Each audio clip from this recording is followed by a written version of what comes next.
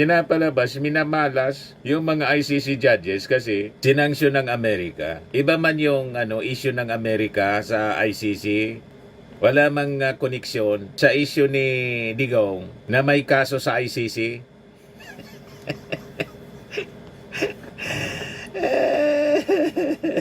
Basta lang may magamit mga kababayan na issue laban sa ICC para sabihin minalas yung ICC dahil sa paghawak sa kaso ni Digong.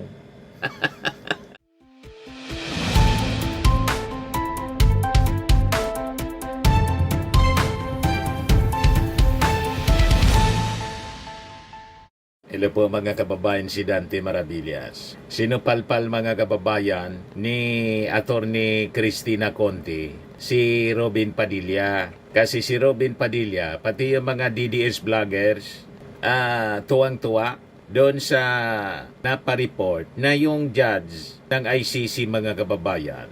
Sinanksyon ng US, yung ICC, apektado yung pati mga bank accounts ng mga judges. Ito, mga kababayan, si Judge Luz del Carmen Ibanez Carranza.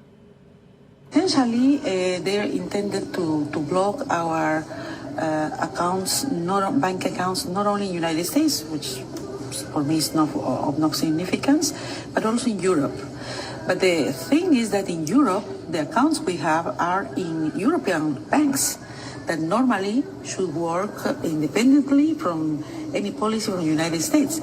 So at the beginning, I was called from the bank, I wouldn't say the name now, to announce me that they were canceling my credit card and that I couldn't move any bank account in dollars.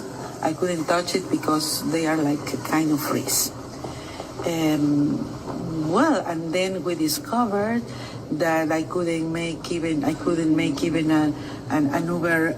I couldn't ask even an Uber meal or an Uber taxi. I couldn't use Western Union, where normally I send money to my country for the maintenance of my house. Simply, Western Union has freezed my money without any explanation. They don't receive calls. They don't say nothing. Simply, it's done. But the most interesting thing or terrible thing here is that the sanctions are not only against us, the judges, for our job, but against our families. In my case, they affected also my daughter's visa. I have a daughter who is a high-level professional also, and they sent an email to her saying that prudently they have canceled her visa without any explanation, so to the United States. So preventing her to go in for some capacity building, giving conferences or making business in the United States. She's an international lawyer, so it's really the most sad part for me of the sanctions. And also I have heard from my colleagues that these sanctions have affected their husbands, their wives, other children, etc. So this is the worst part. For me, I don't have, I come from Peru and Latin America, and we are not so used to have these digital accounts. I don't have PayPal, I don't have Amazon accounts, but my colleagues, they have, and they now cannot use their accounts. Also in my country, I cannot move my accounts in dollars. They say that I am ineligible to move my accounts, my own accounts. So this is the way we cannot buy flight tickets, etc. Tawang-tawa yung mga DDS, pati si Robin Padilla. Ayan o. Day of reckoning niya. You are crucifying an 80-year-old man. Judges and prosecutors at the ICC have been cut off by banks, credit card companies, and tech giants. Sinupalpal ngayon si Robin Padilla ni Attorney Cristina Conti. Sabi ni Attorney Cristina Conti, hindi po direktang magkaugnay ang sanksyon sa ICC sa kaso ni Duterte. Huwag pong maniwala sa mga hindi naman buong buo ang pagkakaintindi sa mga issue. Lahat na lang po ina-attribute, pinapalabas, minamalas yung mga ICC judges kasi sinanksyon ng Amerika. Iba man yung issue ng Amerika sa ICC, wala mang koneksyon sa issue ni Digong na may kaso sa ICC.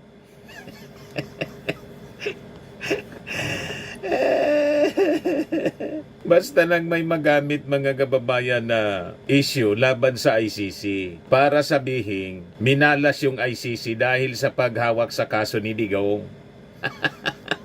Sabi dito sa balita ng News 5, umalma si International Criminal Court Assistant to Counsel Cristina Conti sa payag ni Senator Robin Padilla na may kinalaman ng ICC case ni dating Pangulong Rodrigo Duterte na ipinataw na sanksyon o sa ipinataw na sanctions ng US government sa judges at prosecutors ng International Court. Nagugat ang sanksyon sa pag-imbestiga ng ICC sa ilang Israeli at US officials. Sabi kasi ni Robin Padilla, nakakatakot kapag ang nag-iisang Diyos na ang gumanti sa mapagmataas, makapangyarihan at walang puso. You denied him, referring to Digong, the house arrest that the Filipinos are demanding, sabi ni Robin. Sabi ni Attorney Conti, hindi po direktang magkaugnay ang sanksyon sa ICC sa kaso ni Duterte. Hindi karma ng judges o sino mang bahagi ng ICC ang mga nangyari. Tama. Anong kinalaman doon ng ICC judges? Iba man yung kaso, issue to ng ICC sa Israel at sa Amerika. Biniltan kasi ng Amerika yung ICC. So anong kinalaman doon? Tama si Conti po. Anong kinalaman doon sa kaso ni Digong? O diba? Laban din yun ng Amerika at Israel sa ICC. Hindi laban ni Digong. Lahat na lang sinasakyan ninyo yung kwento para lang makumbinsi ang ating mga mamamayang Filipino na makauwi na si Digong. Yung signature campaign nga ninyo na may titulong "Tay kami naman", umabot pa lang sa 10,000. Kaya yung tanong ng mga netizens, kung 10,000 pa lang yung pumipirma, nasaan na yung 32 million na bumoto kay Sara? Diba? Ngayon, signature campaign. 10,000 pa lang, mga kababayan, yung nakapirma. Asa na yung million, 32 million na bumoto kay Sara? Madaling sabi, tama yung mga analysis natin. Yung 32 million, 31 million, mga Marcos supporters. Wala man talaga po na constituency ang mga Duterte. Ang bumoto sa mga Duterte, mga Marcos supporters, nung sa Uniteam pa. Ngayon na hindi na po Uniteam, wala na po. Natunaw na yung mga bumoto kay Sara. Wala na. Nag-withdraw na lahat. Ang ebidensya, itong "Tay kami naman" signature campaign, 10,000 pa lang yung pumipirma. Kaya malabo po. Talagang magpapasko, mga kababayan, si Digong at sa susunod pang mga Pasko sa detention cell at hindi malamang pagbibigyan yung kanilang kailangan na interim release. Kasi itong signature campaign na ginagawa nila, isa pa itong rason para hindi pagbigyan. Diba? Ito yung patunay, mga kababayan, naging base. Hindi na niya babalik si Digong pag pinagbigyan. Hindi na harap, sabi ng mga judges po ng ICC. Hindi na harap sa hearing. Lalo't hindi nila nire-recognize ang ICC. Ang tawag ni Harry Roque sa pag-arrest kay Digong, kidnapping. Until today, kidnapping ang tawag nila. You see? Pero yung ating Pangulong Bongbong, mga kababayan, busy-busy ngayong Pasko. Yung Palasyo Malacanang, sa panahon ng ating Pangulong BBM, nangyari na ang Malacanang, taon-taon binubuksan po sa publiko. Yan tara sa Palasyo, mga kababayan. Napakasaya sa palasyo. Paskong Pasko sa palasyo. Di ba? Yan sa palasyo, mga kababayan. Yung mga bata masayang masaya, may karnibal sila. Oh. May mga laruan. Di ba? Napakasaya sa palasyo. Mga kababayan ngayon, may simbang gabi. Napakasaya. Yan ang Palasyo Malacanang ngayon. Nakapunta na ako niyan last year kami ni Mrs. And invite everyone to relax and be together as a family here in Malacanang. What we prepared are for kids. We have carnival rides, we have games. This is all for free. We've invited different food stalls and vendors so that they also have kita this holiday season. We open at 6 and we close it at 11, and anybody can come in for free. This year, we have 2 new parts. We have the choir performances. So every 6 p.m. and 7 p.m., as we open the gates, you can hear Christmas caroling from the best voices around the Philippines. And then at 8 p.m., we have movie screenings so that the parents can also May pelikula relax pa, and enjoy while the kids are Di ba? playing Napakaganda. the games and the rides. Galing So kami dyan we want to offer a safe environment last week. for families to unwind. Everybody worked so hard this year. So we want to feel Christmas in Malacanang. And we can also have a look at our Christmas tree that we lit, I think 2 weeks ago or 3 weeks ago, with different paroles from all around the Philippines. Today is the first day. Today is the 16th of December. Kahapon we have Misa siya, de Gallo, binuksan. that is until the 24th. But our Tara sa Palasyo is until the 23rd. Ano naman every year naman na meron tayong mga Christmas songs na pinaprepare para sa grupo. Pero this time, nag-prepare ako ng mga English Christmas carols kasi yan ang tradisyon Tradisyon natin, yan pagkabata tayo, naririnig natin yung mga English Christmas carols. For me, kasi I'm residing nearby, malaking bagay kasi you don't have to go out na kasi ito, pag nanood ka sa labas, mahal ito Diba? Dito, libre. Diba? Kaya palakpak tayo todo kasi hindi biro yung gastos sa ganito, mobilization, yung logistics sa paghanda nito, hindi yan biro. Pangalawang beses na po namin ito. So last year nandito rin kami. So ngayong year na to pumunta ulit kami dahil ang mga anak ko nag-enjoy talaga. Excited sila pumunta dito. So kanina hindi na sila makakain para makapunta lang ko dito. Maganda yung mga pelikula nakita ko naman. Maganda ang lesson na ibibigay nila sa mga bata. Yung mga yan kasi seldom na napapanood na nila. Sa mga panahon pa natin sila. Pero sana mapanood ng mga bata kasi maraming lessons na ibibigay. Please join us here in Malacanang and let your feet up and have a good time with family because it's the time to share your love and to remember what life and what all of this is all about. And that's the birth of Jesus and being together as a family. Galing na kami, nauna pa kami dyan. Last week, na-invite kami ni Mrs. mga kababayan. So, yan ang pagbabago sa Palasyo Malacanang with President Bongbong Marcos bilang ating Pangulo. Siya lang ang gumawa ng ganyan, mga kababayan. At kanina naman po, nagpakain ng libre yung ating Pangulo. Yung walang gutom kitchen po,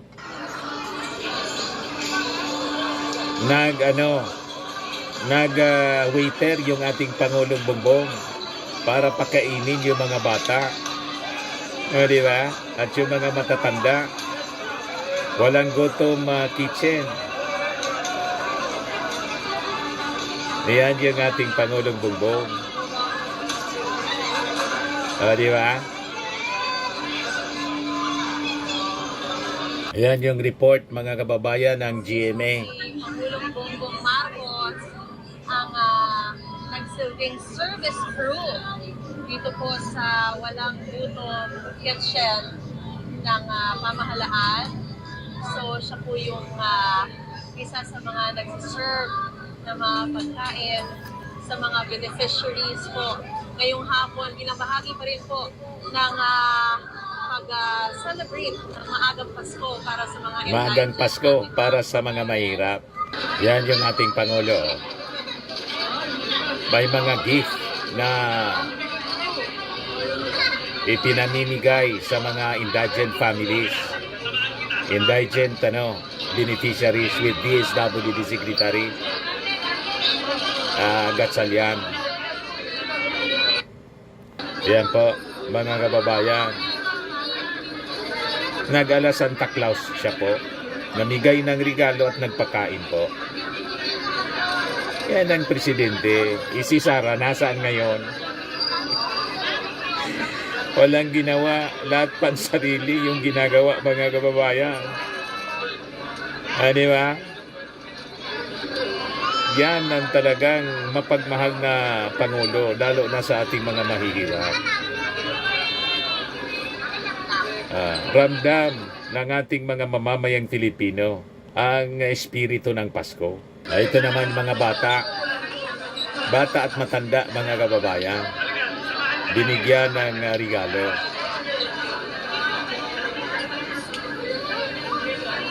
Malapit na malapit sa ating mga bata yung ating Pangulo, pati sa mga mahihirap, lalo sa mga mahihirap. Di ba? Tuwang-tuwa yung ating mga bata.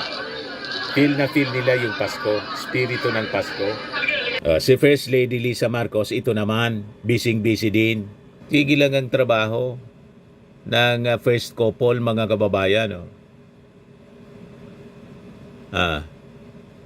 Anong ginagawa nito ng first couple, mga kababayan, o ng First Lady? Yan, clean up Intramuros, Pasig River, bigyang buhay muli. Yan, sabi niya dyan sa kanyang post kanina. Preparing for the Philippines 2026 ASEAN Chairship, visited the Pasig River Esplanade to see how we can make this shared space cleaner, more sanitary, and more welcoming for the over 10,000 visitors who pass through every day. Instead of scattered tents, we are putting up uniform vendor booths, each equipped with proper amenities like sink, mini fridge, microwave, and more to ensure both cleanliness and dignity for our vendors.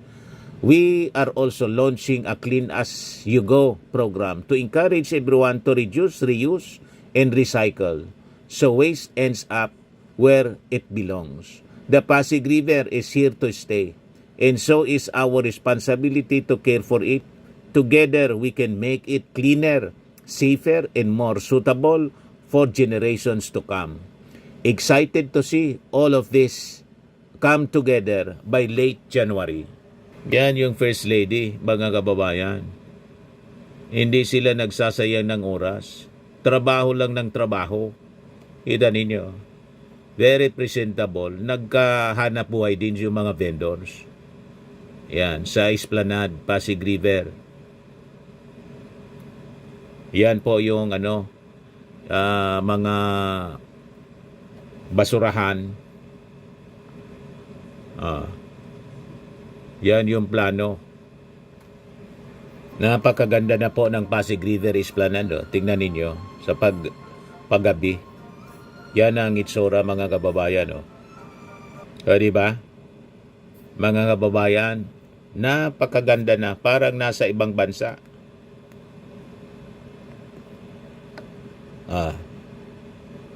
Napakaganda na, mga kababayan.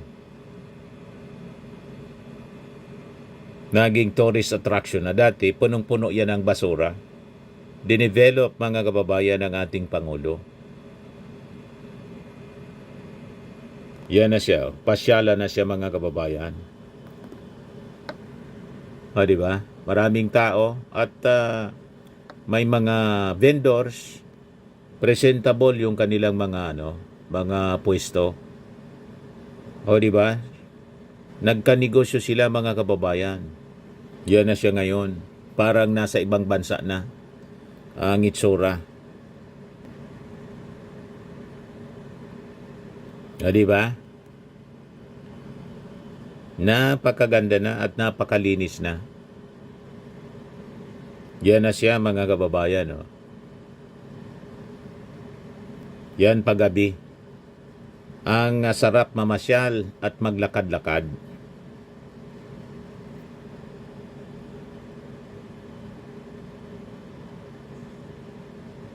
Ganon. O, di ba? Yan. May mga sumasayaw-sayaw na iba-ibang kulay ng ilaw.